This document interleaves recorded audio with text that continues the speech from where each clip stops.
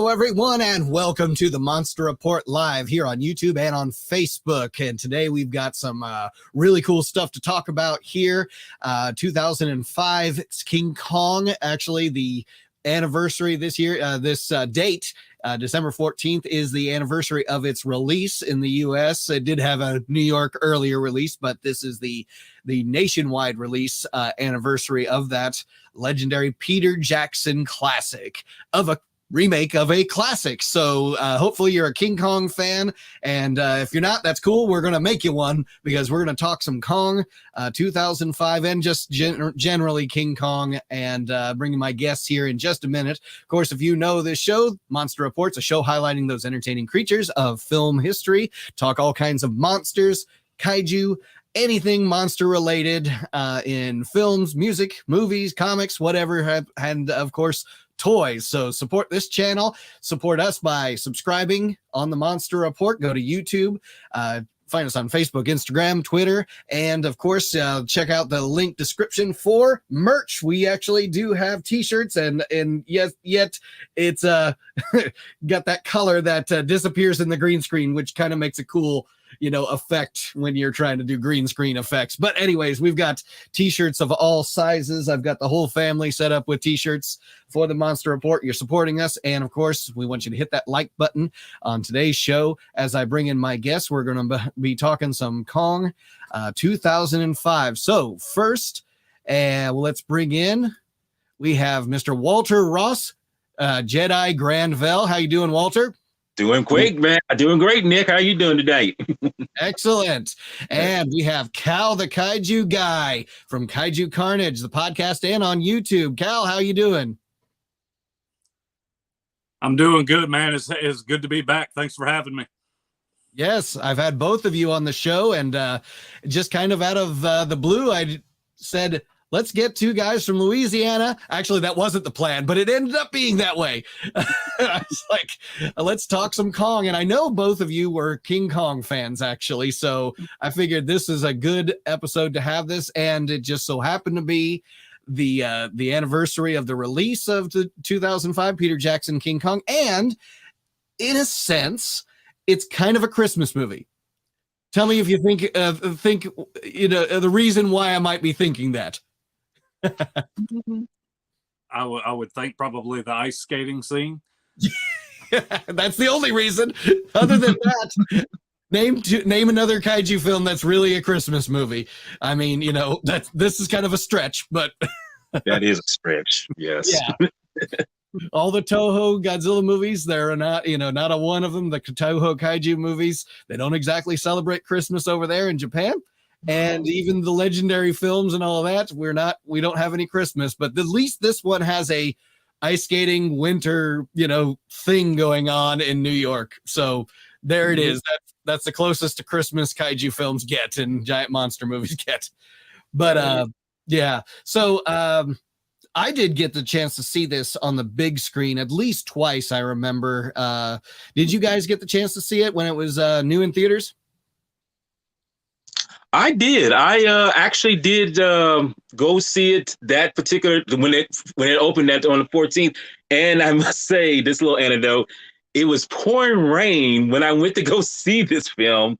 But I guess that's to be expected. I mean, I guess that's the kaiju effect of going to see a film like this and knowing that it's bringing heavy, whatever to come into it. But yeah, I saw it on the big screen, and it was, like I say, it was very very, very beautiful, making, I mean, I realized I was trying to think how Peter Jackson was going to bring this legend to the screen in his own, unique way. But watching it, I was just like, okay, he's really bringing his A game, taking what he's learned from the past, especially from the Lord of the Rings, trilogy, and just like putting it in here and just making it his own, So it was pretty beautiful, though, I have to say. Yeah, excellent. Kal, did you see it in theaters? Unfortunately, I didn't get the chance to. I'm going to show my age here, but I was still in high school whenever it came out, and I did not own a vehicle yet. So I got a vehicle just a few months after the film had come out and everything. And so at the time I was still depending on other people for rides and all of that kind of stuff, and I just never got the opportunity to go. But yeah, I've more than made up for it on home media, because I've got the extended edition on Blu-ray, and like I love the movie. It's not without its issues, but personally I love the movie, and I've seen it quite a few times. And I was going to say that this is one of those home video releases where home video was actually streaming wasn't a thing yet at that point. So I remember reading up on it actually before the show and seeing, it made hundreds of millions in home video release alone, actually, which doesn't happen a lot now because, again, streaming is competition for physical media. And we, if you're a fan like we are, a lot of times physical media is very important to you. Real quick in the chat, we got Adrian just popping in to say hi. So good to see you, Adrian. He's celebrating his son's birthday tonight. So happy birthday, young Godzilla train. Happy birthday, Adrian. Yeah, good to have you. And yeah, join in on the chat, guys, if you're out there. And obviously, we want you to hit that like button. Smash that like button like Kong smashed the skulls of his enemies. Right. You mentioned Peter Jackson a second ago, Walter. Tell me, just a little about, what you know of Peter Jackson, what you like, maybe what you even not so much like. Well, now it's interesting you say that, because I didn't know of Peter Jackson until The Frighteners, believe it or not. When that came out, that's the first time Peter Jackson came up on my radar. And, from what I saw of his from that film, it's like, okay, this is, pretty decent filming, making, whatever. But then when I did some digging, and this is for, like I said, they had internet, but it was kind of still rare, still kind of in the flux and everything. Looking up, and I realized he was doing those very, how can I say, artistic films of old, like Bad Taste and several others, and I was just like, okay, well, I guess that's him doing his thing, he's being creative. But I would never have thought in a million years this same person who did those so-called artistic films would do something as big and grand as The Lord of the Rings. And I said to myself, believe it or not, I was one of those people who had doubts. I don't know about anyone else. I was kind of like, he's going to do this? I was like, I don't know, but I feel like as far as saying what I dislike about him, he hasn't done that much. He hasn't done a whole lot. He's pretty much, because I actually did some research on him earlier, and I'm like, Peter Jackson hasn't done a lot of films. I'm talking about including the stuff he did before all the Lord of the Rings. He's like not really been that active. I'm just like, wow. I guess he feels that's his priority. It's like, that's what I'm going to do, and that's why he does. But as far as that, that's the only thing I have a negative on. He just hasn't done that much. I would expect him to do much more, but everyone has their priorities of what they want to do. I think he sat back and produced a lot, and that might have been, just something he enjoyed more. But yeah, the director's chair, sometimes that's where the glamour is, isn't it? Cal, right. What's your reaction to Peter Jackson overall? I first found out about Peter Jackson whenever he was going to do the Lord of the Rings. Whenever I saw the Fellowship of the Ring, I was blown away by Fellowship of the Ring, and I was very, very excited for the other two films, the Two Towers and the King, and the Lord of the Rings trilogy is my favorite film trilogy of all time. I'm very proud to say that they did some special showings at a local theater here in town, and for the Return of the King. You guys know it was the extended edition. That's a near 4-hour movie, and right. I watched it from start to finish, no bathroom breaks, no nothing out or anything, and so I'm proud that I've got that on my belt. But yeah, so I pretty much just knew him as from Lord of the Rings, and then whenever I found out he was going to be doing King Kong, I was like, okay, we'll see what he can do with this. Like he worked wonders with the Lord of the Rings. Let's see what he can do with King Kong. And I mean, like I said earlier, it's not a perfect film. I have a few issues with it here and there, but overall, I very much enjoyed the movie. It's one of my favorite kaiju films. It's up there. But I've seen a few other Peter Jackson films. Like I've seen The Frighteners. He did a documentary back in 2018, I believe, called They Shall Never Grow Old, and it deals with World War One. And I thought that was because I'm a history buff. I like studying things like war and all of that. So I checked that out. The main reason I checked it out was just because his name was attached to it. But it was very good. So if anyone else is a buff, They Shall Never Grow Old, go check it out. And yeah, I mean, as far as my issues with him go, his particular style of directing, he kind of throws some things out there in some of his films that seem very out of place. I'll go back to the Lord of the Rings just as an example. We all know the Battle of Helm's Deep. It's a pretty big deal in the movie. A lot of, like very, very serious moment. And then out of nowhere, we get to see Legolas surfing down the staircase on an Uruk-hai shield. And so it's like, Yeah. So, but yeah, but that's about the only issues I really have with him, is just his style kind of throws me off sometimes. Yeah, no, that's fair. I really do think that's fair. Sometimes the directors do find themselves doing things for the fans every once in a while. Speaking of fans, we got Autistic Lizard Productions in. Brandon, what's up? Brendan, I'm sorry. Oh, yeah. Yeah, and then we got Kid Kong. That's a newcomer to the chat. Gonna rewatch this movie. Yeah, so I'm glad we got to bring it back up. It's a good one to rewatch. Brendan remembers watching it when he was 9, so we got some young ones out there. Yeah. So yeah, Walter and I are feeling our age when Kal is saying he's showing his age, and I'm like, look. But the thing is, I'm older than both of you, so that's a topper there, Maybe just a little bit. I was graduating. I was graduating college at that time, so okay. I'm not too far behind yet. So, but yeah, it was like, that it doesn't seem like for me it was that long ago, but it doesn't. Yeah. And when I knew that they were making Skull Island, I was like, oh, good, a sort of sequel, maybe a rebirth of Kong to the Peter Jackson 2005. No, it's not even going to do that. It's a whole new Kong, whole new story. It's part of the MonsterVerse. And so, okay. And I, even looking into some of the background of this, we were talking about Peter Jackson. That was the time when he started losing all that weight. If you remember behind the scenes in the Lord of the Rings, how big he was.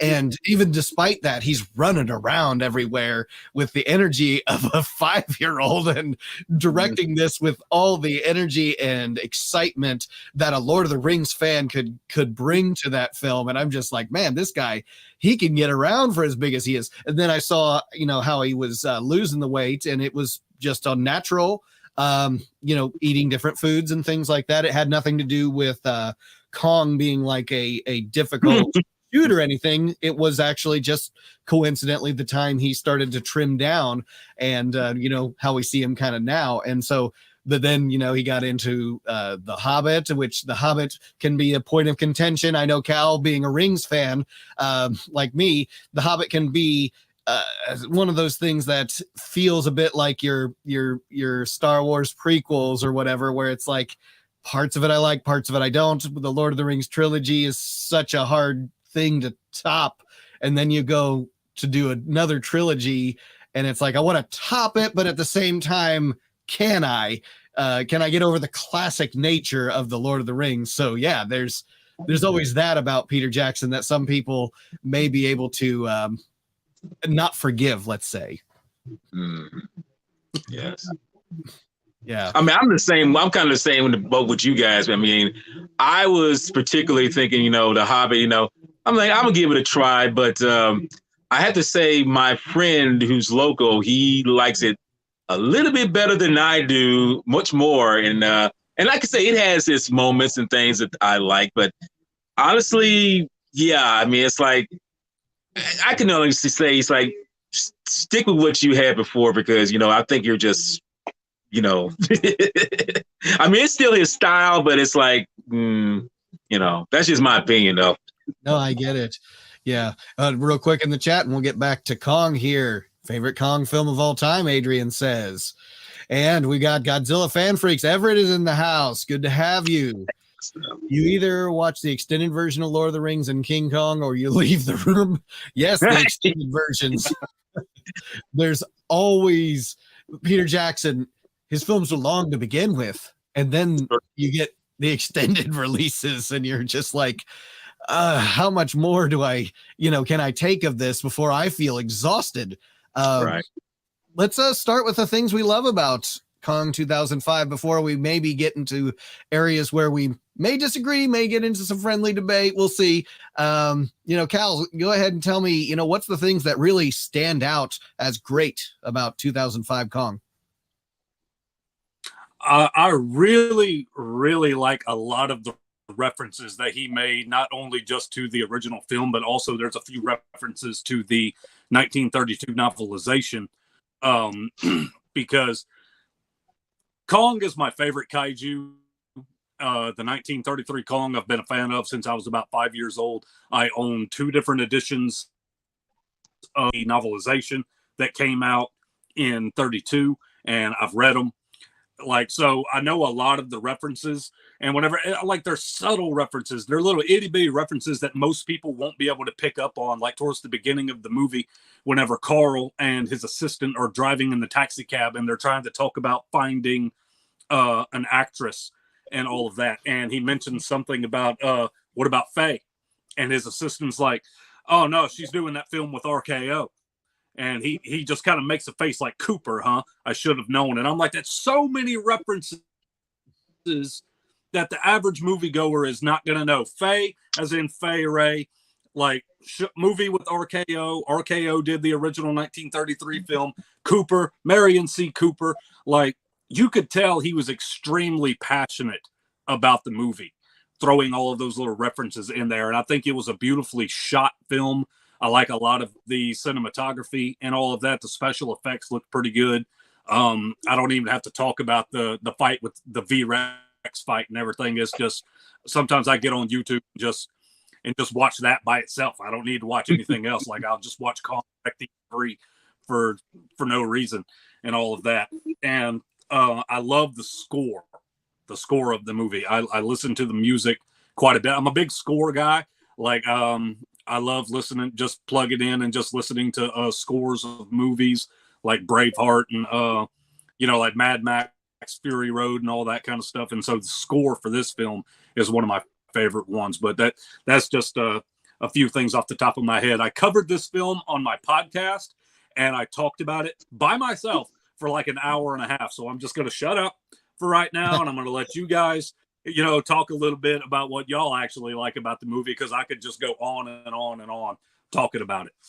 Yeah, I know you've done your background on it, and we'll give you the chance at the end of this episode, guys, to plug your guys' social outlets and YouTube and your podcast and President Ross. I want to call you that because of Wow. I had to assume that you were the president talking to the Japanese prime minister, or in Hey, I'll take it. Oh my goodness.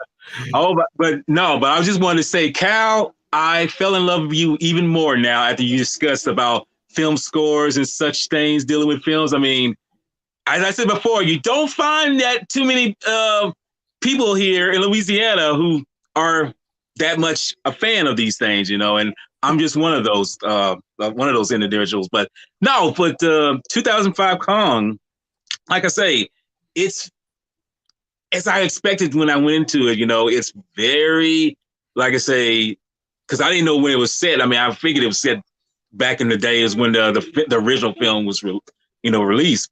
But it's very beautiful. It captures New York in its way when it was in the just heyday and whatnot. And, like I say, I like how it's shot.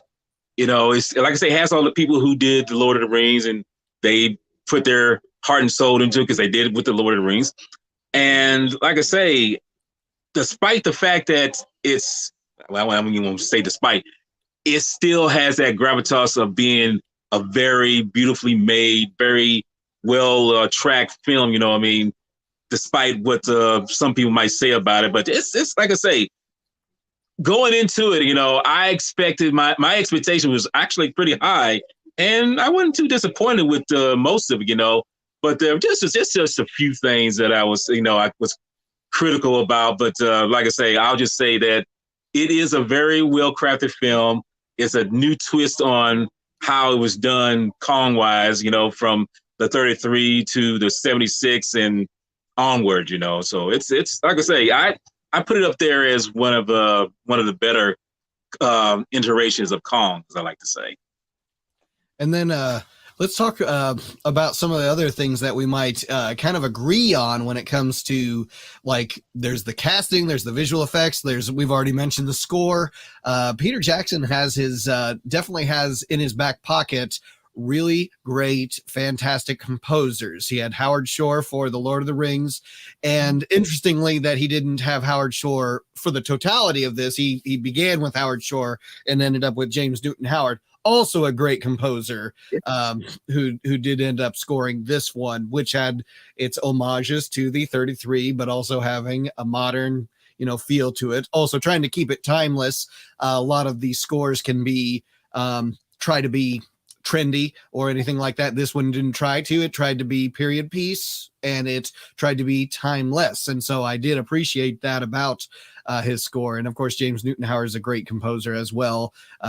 So yeah, real quick, we got in the chat here Anubis. I don't know if Walter. That's one of my friends. He's what's what's up what's up Anubis, how you doing? Yes, he just gave me favor, that's all. Yeah. And then, this is one of the things this one did do well, was to show New York, a period piece New York, not just costuming, but streets, buildings, cars. I mean, a little bit of everything that goes into that. Streetcars, very cool to see that. And that is not a cheap thing to do. I mean, it would be cheap if you're just going to green screen everything, but there was a lot that was done practically in camera with this film. So, what did we think about the casting? You know, between Jack Black, Naomi Watts, Adrian Brody. Did we think that they hit a home run? Were they kind of up and down with it? What's our thoughts on the cast? I'll let you go first, Cal. The cast, I really, really like the cast. I'll talk about Adrian Brody first. I'm a big fan of Adrian Brody, and so whenever I found out he was going to be in the film, I was instantly like, okay, I'm okay with that. Naomi Watts as Fay Ray. If anybody could have come close to Fay Ray, it was her. Like, you know, I thought that she did very, very well in the role and all of that. She's not quite Fay Ray, but she's pretty high up there. The one casting decision that I was kind of iffy on walking in was Jack Black as Carl. And that's for a number of reasons. One, Carl does not really seem like the type of character that Jack Black would have portrayed back then. And also, like, Robert Armstrong is one of the very, very, very big highlights of not just the original King Kong, but its sequel, Son of Kong, as well as the role that he plays in Mighty Joe Young. Like, I'm a big Robert Armstrong fan. And so, like, Jack Black, as far as I was concerned, like, he's got some big shoes to fill. So we'll see what he can do. But he proved me wrong after I watched the movie. I think Robert Armstrong was superior, but that's not necessarily saying that Jack Black did bad. I think Jack Black was playing Carl Denham. He was just playing like a different version of Carl Denham. And for the version that he was playing, I think he did very well. But yeah, as far as a lot of the other like little minor casting decisions here and there, Andy Serkis playing two different characters. He did the motion capture for King Kong, as we all know, and he also played the character's name is escaping me right now, but he also played. He played. So yeah, that's pretty much all I've got on casting. Okay. Yeah. Go Walter. Well, like I said, well, Cal pretty much mentioned who I was kind of, in the air about, which was Jack Black, because not the biggest fan of his, but I realized someone saw something in him that saw as promising. And I have to say, he did pull it off. He pulled off the character that he played, and like I say, Adrian Brody, he was actually a surprise to me in this, but he pulled off his ability too, and Naomi Watts, somebody that I didn't think would be in here, but it's like she did very well, and I think she gave a lot to what was in this film, and like I say, as far as going back to Jack Black, it's like I didn't expect him to be something that would make me say, Walter, shut up. This guy actually is doing a good job, and he did do this. So it's like I say, he wasn't my first choice, but he did a decent job of what he did, though. I give it to him. Yeah. And you mentioned like Naomi Watts. It's like when I remember looking into the casting prior to the film, it's like, where have I heard? Oh yeah, The Ring. Seeing her in the first two Ring films. I'm not sure if the second one came out before. I know the first Ring film came out before, and I was like, oh. So, well, yeah, that kind of works. She's into horror films and all that, and she could scream. So she's got to be the queen of scream, which I heard that was what they called Fay Wray back in the day. That's right. And so so I thought, yeah, that casting kind of worked well. And Adrian Brody, the fact that they took a character, Driscoll, and didn't make him out to be a sailor but a writer, that's an interesting twist on it. I didn't mind that.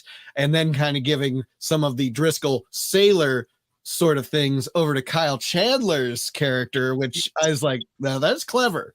That was good. And I actually like to see Kyle Chandler with his comedic chops, rather than, what he ended up in the Godzilla films, and being, very deadpan serious. I actually kind of liked him in this, poking fun at himself as the, in love with himself sort of actor. What was who am I thinking of? The Errol Flynn style actors who swing and all of that, and action oriented. So I thought that was pretty cool. Now, Jack Black, I might push back on one thing about Jack Black, and this is not maybe necessarily his fault because this is the way it's written, but it is the way he portrayed himself. Carl Denham, like you said, was a very different character in some ways, because like the way he would react, the way he would maybe or I guess Armstrong would have portrayed him, I don't think he would be almost backstabbing. I kind of looked at Jack Black's Carl Denham as one who was so into the greed that he couldn't think of others before himself. Whereas I think Armstrong's would have put others before himself, that he did have concern about Andero and Driscoll and, his crew and all of that, despite the fact that he was trying to take them to these exotic locations and, film something that had never been filmed before. But I also think that where Jack Black, he's kind of losing his mind with greed. And if he needed to stab them in the back, I could almost see him allowing someone to die so he could get what he wanted. And so I guess that's maybe why Jack Black's version of Denham didn't work for me as well. Other parts of it, I think he was right on. He was driven. I mean, because he was. That's a good point you bring up. He was saying that line so many times, like he didn't die for nothing. I mean, the person who he was talking about, he didn't die for nothing. He's going to be, recorded in whatever he's going to be done. And I was just like, okay, you keep feeding people this, lingo, and it's like you make it sound like you believe it, but it's like no, all you're doing is just feeding them false hope in that moment, And it's just like, wow, you really are playing a hustler in that moment, It's like, okay, that's more of a car salesman motif as I'm thinking of, when he does that. I think of it as he redeemable. Yeah, go on, Cal. We got to see a little bit about his character in the movie, like you said, whenever he repeats the same line over and over again. Whenever one guy dies, he's like, we're gonna we're going to do this film in honor of him. We're going to donate the proceeds to his family. And then 10 minutes later, somebody else died. It's like, we're going to donate the proceeds to his family. We're going to finish this film for him and all of that, where, you know, yeah, I get what you're saying, Nick. I completely agree. And I think we could use the sequel to the original 33 film, Son of Kong, because Robert Armstrong himself openly stated that he preferred making Son of Kong because it allowed him better character development for Carl's character. And I don't know how you guys feel about Son of Kong. I love Son of Kong. I know there's some people out there that's not very fond of it, but I'm a big fan of it. And I very much prefer the character development of Carl in Son of Kong versus King Kong. So I get exactly what you're saying. Oh, I love me some Son of Kong. It's awesome. Awesome film. Yeah. And it's got the rewatchability too, you know, that I really crave in my monster films. There's a lot of classics that may not necessarily have that. Monster films, I always feel like, have that rewatchability, and then my favorite monster films, of course, have even better. So that's why I'm like, yeah, Son of Kong has got it where it counts, and yeah, he's a redeemable character in the classic Kong series, the two films that we had, where he's still a good guy in the end, whereas this one, he kind of disappears after well, it's too late. You know, he disappears after it's too late, and his monster, his beast has been unleashed on the city, and so, you know, what else can he do at that point? Even in the case of the original Carl Denham, he had a hand in, you know, coming up with the idea of shooting him down from the Empire State Building. Yeah. Yes. So there's that. Let's talk about something else we probably like, and Everett's bringing it up, the V-Rex scene. A lot of cool fan service there, and you know, it was exciting. Like you said, this is one that's you can just watch that scene by itself. 3, not just one, Rex. You know, and I guess going back to the original Kong, yeah, he's only had one to tussle with there in that one, and had himself quite the time, you know, beating him. But in this one, we got to go up against 3, which I always said in my head, where did V-Rex come from? That V-Rex came from, you know, after the film. And when we found out, in my head, I was just like, they're T-Rexes, right? I guess no one was there to say, oh no, that's a common mistake. They're actually V-Rexes. No, it wasn't happening. You know, they're dinosaurs. So our reaction to that scene, absolutely love it. Went too long. What do you guys think? Oh, well, I can say right now, hands down, that is probably the most, I can't even put it into words. I mean, I'll just say this.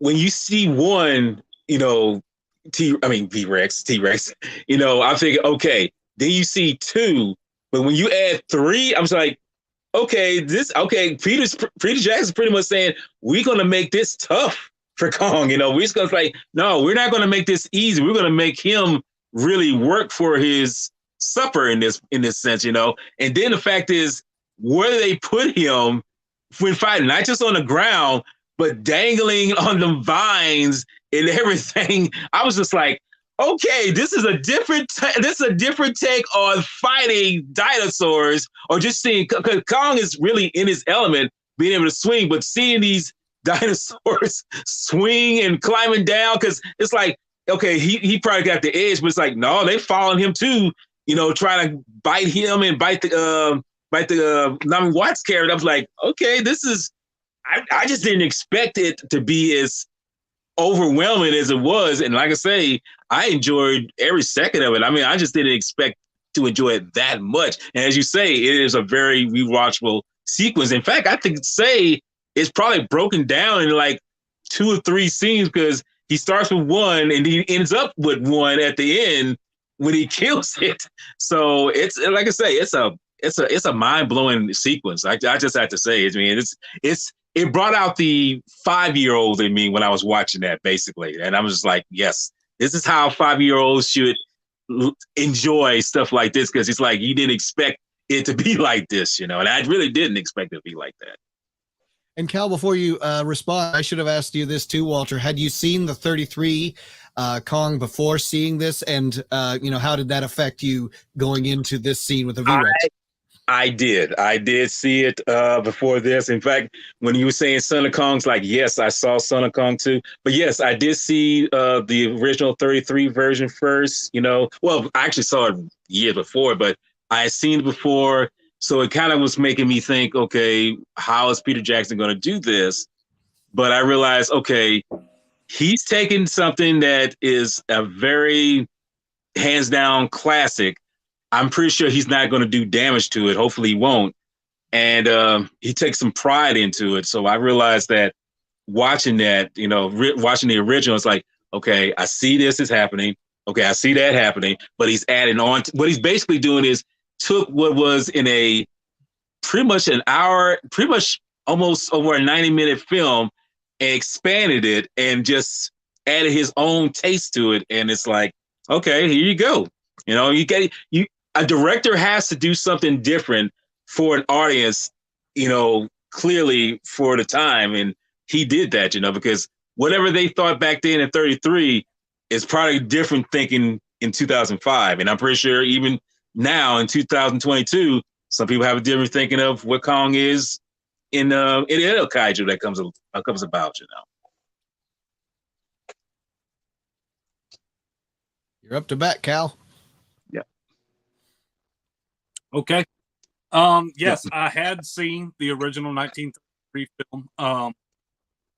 Whenever I was about 5 years old, I think I talked about this with you, Nick, whenever I was on your show the last time, that my father was a traveling photographer. A lot of times we would go with him, like whenever he would be somewhere in, kind of close in the state of Louisiana, like Lake Charles, Monroe, or something like that.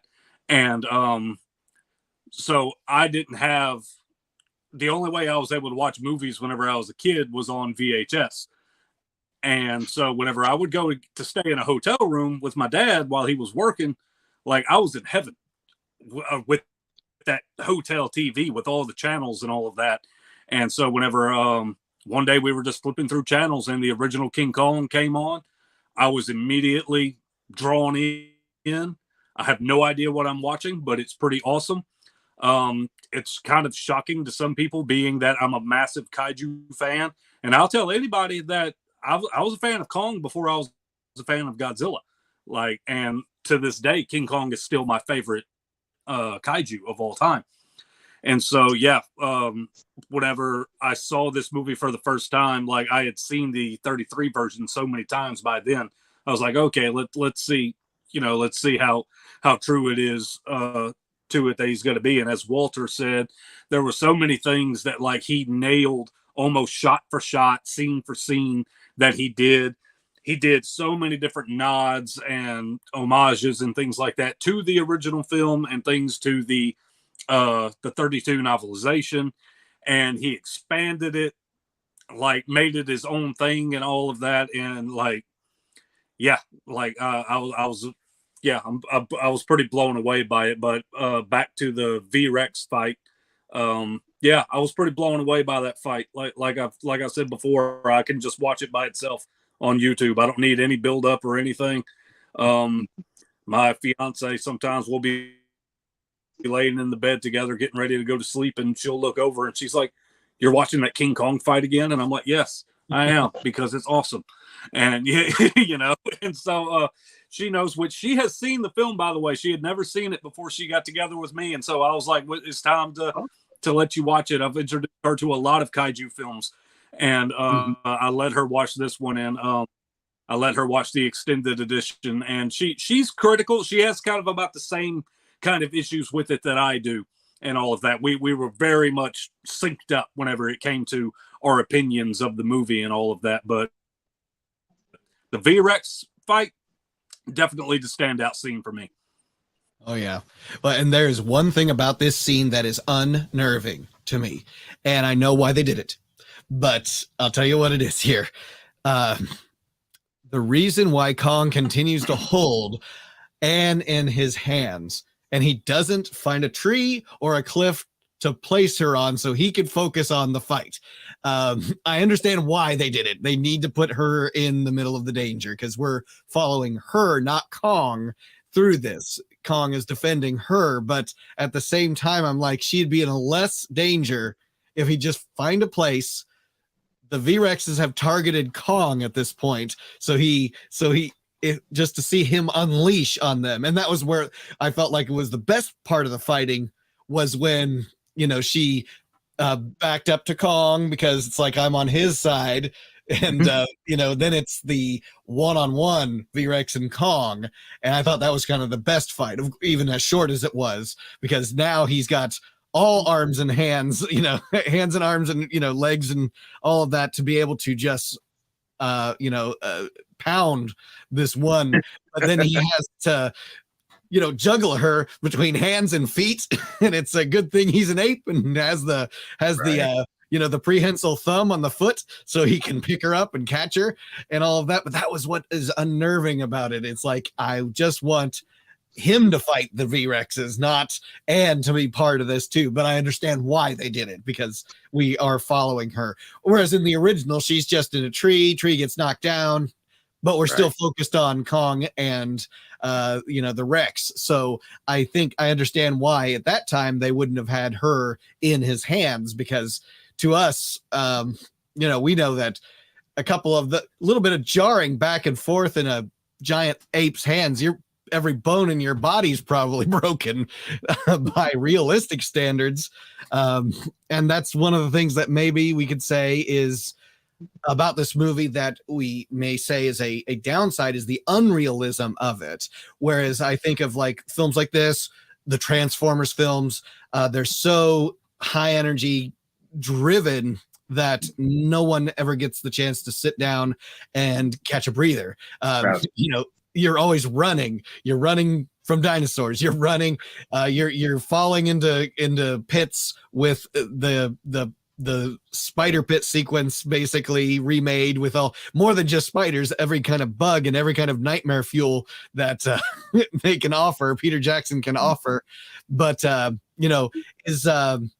is that aspect of this I guess simple thumbs down or thumbs up? Is it so unrealistic that we find ourselves taken out of the film? With which that particular scene, or just the film in general? In general, humans being able to run and survive in this kind of environment. I think Kal brought it up before, about the Brontosaurus, that particular scene right there, when we see them chasing. I mean, no one gets, someone does, but it's like, y'all not getting no kind of injuries whatsoever. See, that's where you have to kind of suspend your disbelief right then and there, because like, no, y'all would be dead right now. Y'all would be pretty much meat pancakes right there. It's like y'all be squished, but that's why your mind has to really, your disbelief has to leave the room quick to get the fact that, yeah, this is a fantasy. This is, something that can never happen. But the fact of the matter is, does it take me out of the movie? Not if you make it where it's like, it's realistic enough to say, okay, I can get myself in because I'm following the story. I'm following the characters. And if the characters aren't strong enough, I'm kind of lost. And if, like I say, if the story is really not strong, I'm definitely lost, because I need the strong characters to make the story go. So for me, it didn't take me out, but if realistically now, I would have left that room a long time ago, because it's like there are some things that should have just happened really quick. What do you think? Too unrealistic for your taste? Yeah, there are parts that's a little too unrealistic for me. There's the scene that I mentioned about the Brontosaurus stampede, and none of the main characters, they don't get bumped, they don't get hit, they don't nothing. The example that I used on my podcast whenever I talked about it was, I've got at the time I had two big dogs, and one is 75 pounds, the other is like 68 pounds. And if they're food dish is in the middle of the hallway, whenever they're walking down the hallway, they're going to kick that food dish all the way down the hallway. So I'm like, if just two dogs can just stomp all over that thing, you'll never convince me that an entire herd of Brontosaurus did not do more damage than what they did. And then, like I said, there's the scene with the spider pit whenever homeboy comes swinging in on the vine to stab and all of that kind of stuff. Because like the things I think about with that is like, they did it for kind of like a spectacle or something, like, oh, look at him, he's, and all that kind of stuff. But to me, I'm like, your friends are down there getting eaten and attacked and everything else, and you took the time to go find a vine so that you could swing. Like, just go down there and help your friends, like, and it's just it's little things like that it doesn't necessarily take me out of the movie, but while I'm watching it, it just kind of makes me go, oh, come on. Like, you could have done that, handled that a little bit better. And didn't everyone have uncanny aim with those machine guns, those Tommy guns? especially with the as I like to say, the spiders and the oversized cockroach. I was like, I don't think you can hit those. It's especially when the Jimmy character had the Tommy gun and that one weather was on Adrian Brody's face. I'm just like, he would have hit him. I'm sorry. I mean, say, don't shoot, don't wait. It's like, and he shoots. It's like, no, you would have been hit. I'm sorry. I mean, just that's a moment where it's like you really have to just dig deep and say, okay, I know he's got to get that thing off him, but it's like he would have hit him multiple times. That's why I say I had to, like I say, you had to suspend your disbelief so quickly because it's just so outrageous knowing that there's some things going to happen here. Somebody's going to get hurt some kind of way, either by the spider or the cockroach or somebody, one of the team hitting him. It's so many variables in that. So many. I wouldn't have had minded the uncanny aim so much if the Jimmy character didn't recoil back, and his aim is kind of like everywhere at that point. You can tell, but it's like at certain points his eyes are even closed, and I'm just like, that is sell it to me better. Thumbs up or thumbs down, guys. Runtime. This is me. I don't like the runtime. I think it's too long. All right.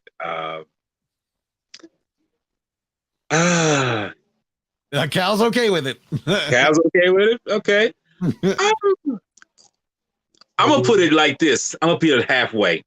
I'm going to be like that.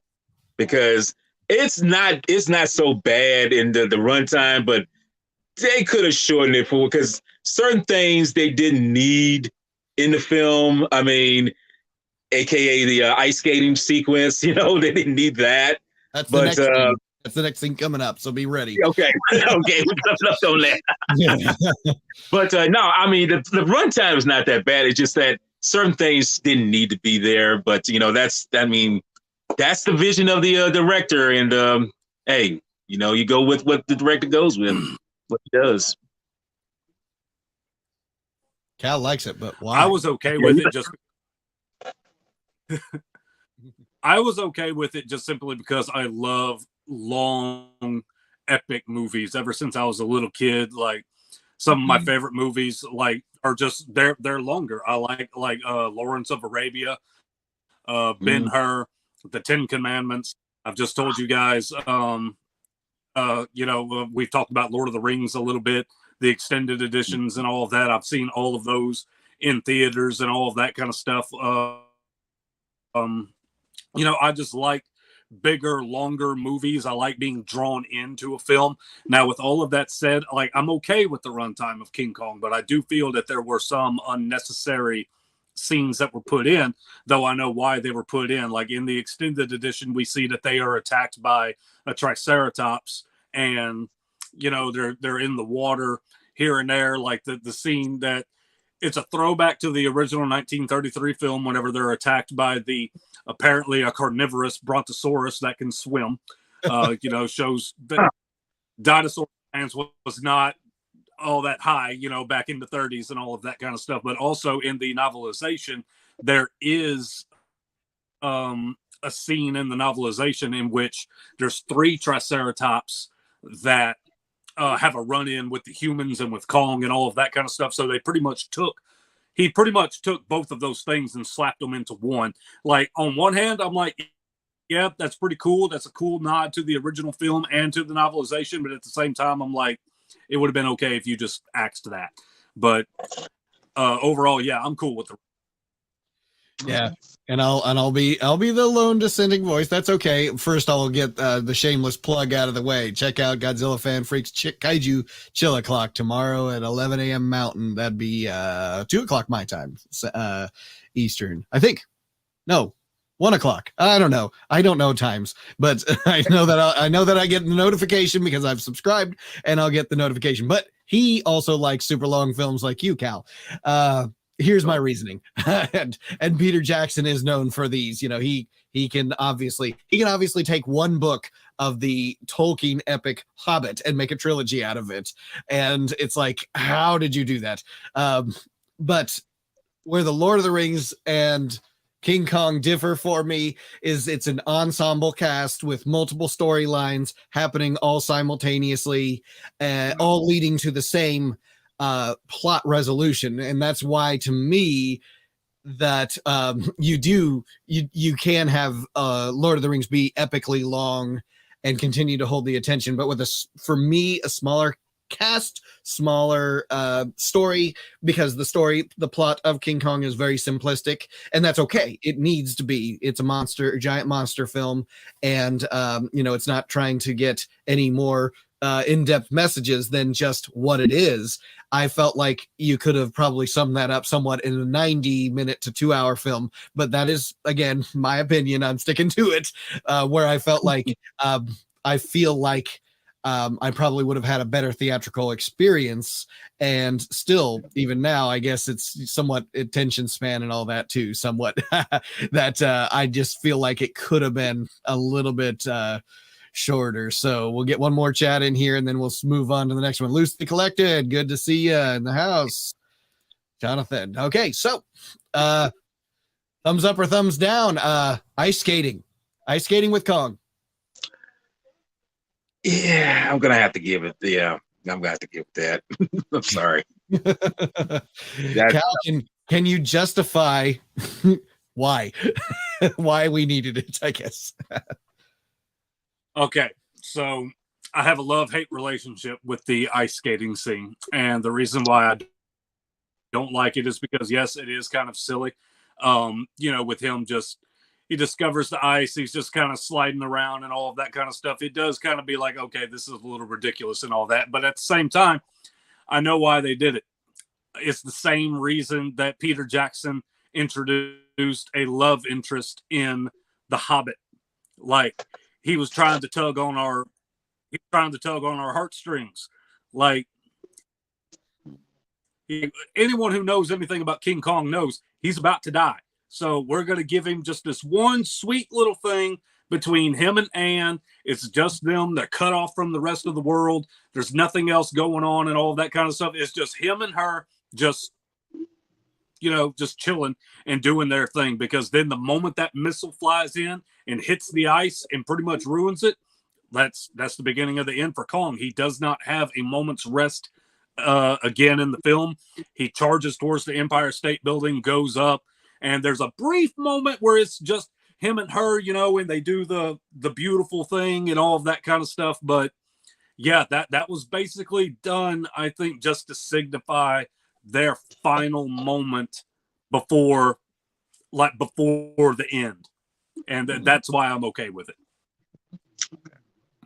Yeah. And that's a good justification. That is good. Because you always have to have your points to get in, and Everett's at least with Walter and I on this one. So thank you. But I'll tell you what, it's for me, I guess I get that. I also look at it this way: was the original Kong going for that. You do sympathize with Kong to a point, but at the same time, you understand that he's got to be taken out. And that's why I felt like if we're going to homage the original Kong, 76 did something a little different, because you did have Jessica Lange's character have that relationship with Kong where she was, somewhat, I guess, had a love relationship with him, and would almost defend him to a point of putting herself in between the planes and Kong to be able to get to get a little defense for him. So I understand why they would have taken it from that, but that's why I like the 76 Kong, and it's trying to be a different film than the original one, whereas this one was trying to homage the original. But in the original, again, Anne doesn't want to be held by him. Anne wants to get away from him. There is no real relationship building with them because, again, it's a shorter film, right? So that's why I felt like I could have done without this. But Anne does put herself out there to be captured by Kong. So, again, it goes back to somewhat of the Jessica Lange character. Not entirely, because she also didn't entirely want to be captured by Kong, but I've been rambling on too much. Walter, the ice skating. When I say you didn't need that, I would think they would seem like they should have chose something a little bit better to emphasize that there is that connection between Anne and Kong. But I guess, like I said, I'm like Cal. He's like, I know why they did it. I know why Peter put that in there. It's just to say, he's never seen snow. He's always been in a tropical, environment and everything. So he would never know anything about ice and anything, nothing cold, whatnot. So they needed that moment to just say, play on your heart, as Kyle said, those heartstrings of ours, and to show that, well, when that moment shows that what's the inevitable is going to come, it's like, well, at least we had this moment. But I don't know. It seemed like he could have done something better with that instead of being on ice. Because when we see him, he's slipping on the ice, and then he's able to just like slide to the left, slide to the right, with her in his hand. It's like I could see that, I could feel that, but it's like to me, honestly, the moment when he sees her coming out of the smoke during the time when he's out in the street, it seemed like that should have been enough right there of a connection in terms of what they have between each other, what they shared on the island and everything. But I guess they say, let's play it along and let them get onto the ice, and just because as you mentioned, we see some Christmas trees in the background there, laid around on the frozen lake. So it's like, we have to have that, So when the inevitable happens, at least we know it's like, well, Kong had his moment, and now that's gone. Time to kill him, Yeah. Well, and again, it comes down to, is Kong a character or is Kong an animal? And whereas the original very much treats him as the animal, this one, of course, being Andy Serkis, giving him that human element. And like Jonathan's bringing up, just as we're saying it, humanized him a bit. Yes. Made him more like a thinking and feeling creature than just a big overgrown beast that just acts on instinct, which is what the original Kong was kind of going for. He is truly animalistic in that way, with one exception. He likes to pick up the blonde girl, and that's about the only that's about the only thing, I guess, human about him. Other than that, he still remains an animal, but in this case he is, and Andy Serkis is trying to humanize him. So believe it or not, guys, we are out of time, and I want to give you guys the chance to plug away. And this has been a great conversation. The talking about King Kong, we're going to have you guys on again, because I know you're both Kong fans, and we'll have to bring up another Kong subject. Maybe we'll talk either the Toho Kongs or 76 or, the legendary Kongs. I'm if your guys are game for that, we'll plan on a future episode about that. I'm down for that. Yeah. Awesome. So give you guys the chance to plug some social outlets and any content creation that you got. Okay. Well, like I say, people know me as Walter Ross on Facebook, but I am Jedi Grand Velle, as the name applies. And like I say, I'm on YouTube, and basically I'm into pretty much kaiju content and everything. And I'm gearing up to do something actually at the end of this month. It's going to be kind of a fall through for the year and showing kind of a highlight of what went down this year, as far as, being on different podcasts, going to G-Fest, I'll bring that up. But I'll be talking about that, but it won't be no time soon because it's going to be after Christmas when I do it, and that's when I'm not so busy. But that's going to be around that time. All right, awesome. Kal. I run a podcast.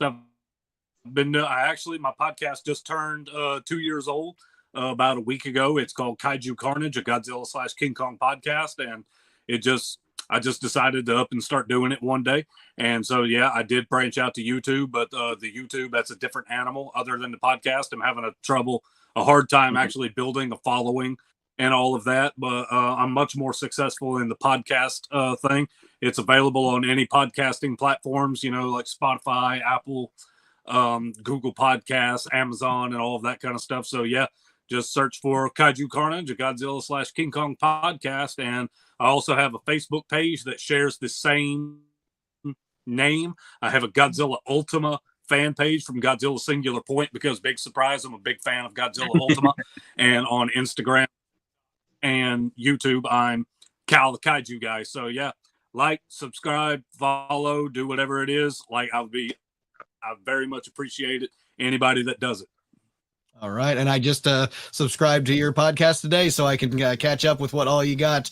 But yeah, keep up on the YouTube stuff, guys, too. Subscribe to these guys' channels. Follow them on Facebook and Instagram, anywhere else. And of course, here on the Monster Report, you can find us on Twitter, Facebook, Instagram, and of course, here on YouTube. And subscribe, like, and all of those great things. Get us over 100,000 subscribers. We're getting there. Close. Yeah, it's getting up there. But I really appreciate you, gentlemen. I always love talking to kaiju fans and kaiju content creators especially, so I want to definitely promote what you guys are doing, build you up, and get you share some audience around. I think that's always great. We help each other out that way, and always love talking about this kind of stuff. I never have invited anyone on the show and it's like, nah, I don't want to talk about that. No, we love talking about this stuff, right?